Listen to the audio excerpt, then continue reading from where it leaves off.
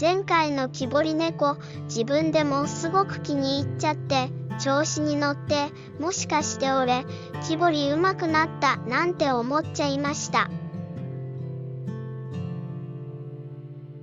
そんな謎の自信から、今回はもっと難しいポーズの猫ちゃんに挑戦すること、座っている猫の木彫りです。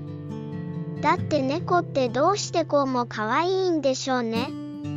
下絵を描くときは超絶テンション高くて、ささっと横から見た座り猫のデザインを描きました。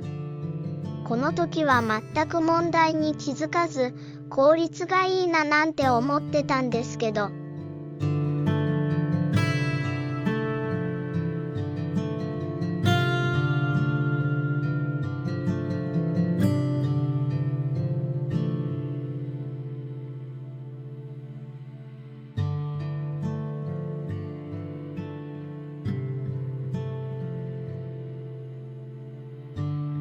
しかし、木彫り始めてしばらくしたら、なんか変なことに気づきました。描いたのは横顔なのに、いつの間にか正面を向いた顔を彫り始めている。気づいた時にはもう手遅れで、正体不明の謎生物が完成していました。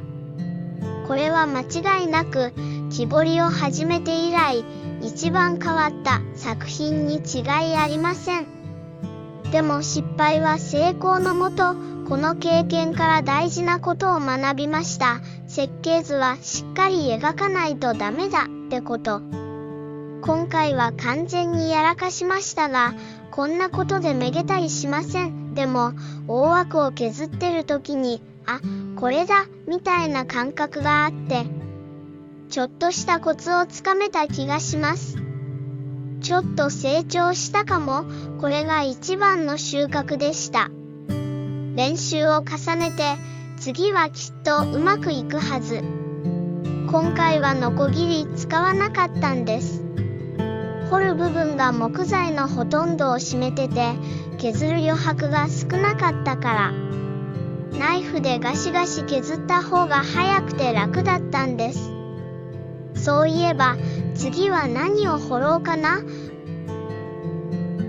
もう一度座り猫に挑戦するか、それとも少し簡単なのにしようかな。